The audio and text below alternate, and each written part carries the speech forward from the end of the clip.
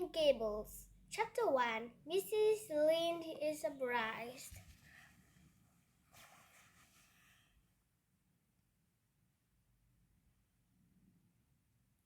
Mr. Rachel Lind lived on the main road in Albania, a town on Prince Edward Island off the coast of Canada. Anybody who was coming to or leaving Albania had to use the main road and pass by the Lind's house. Mr. Lind was always watching from her kitchen window. Mrs. Lind sat at her window one afternoon in early June. At 3:30, Matthew Cupboard was driving his buggy down the road. He wore his best suit.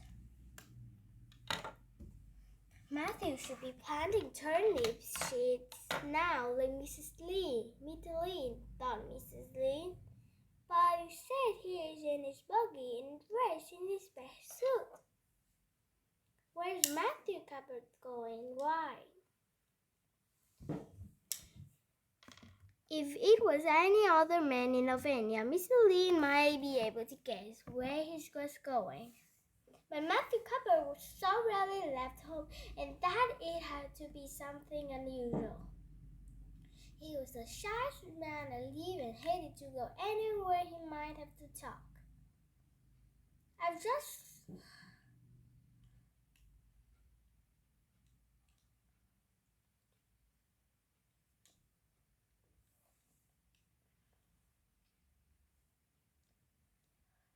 just gone to Green Gables and had his sister, Marilla, where he's gone, she decided. After hearing, "Come in," from Marilla, Mrs. Lind stepped into the kitchen. She looked carefully at everything on the table. There were 3 plates, so Maria must have been expecting a visitor to come home with Matthew. But the dishes were everyday dishes and the cake was plain. So the expected visitor would not be anybody too important. "Good evening, Rachel," Marilla greeted Miss Lind. "This is a lovely evening, isn't it? Won't you sit down? How are you?" Marilla was a tall and thin. Even though she looked stern, she did have a stern.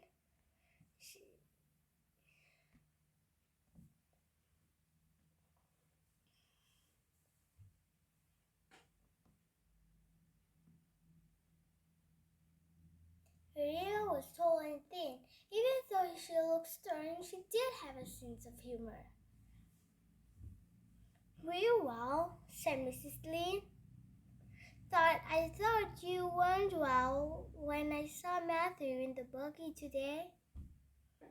Marilla had expected Mrs. Lind to visit because Mrs. Lind was a curious person. "Matthew went to ride the river," Marilla said. "We're getting a little boy from an orphanage, and he's coming on the train tonight." If Marilla had said that Matthew had gone to meet a kangaroo from Australia, Mr. Lind could not be more surprised. She actually stopped talking for 5 seconds. "Why on earth would you do that?" she asked disappointedly. "We've been thinking about it for some time. All winter, in fact," replied Maria.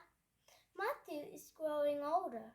He's 16 and his heart is not so good. It's difficult to hire someone to do farm work." Mr. Lind always said what he said, she thought.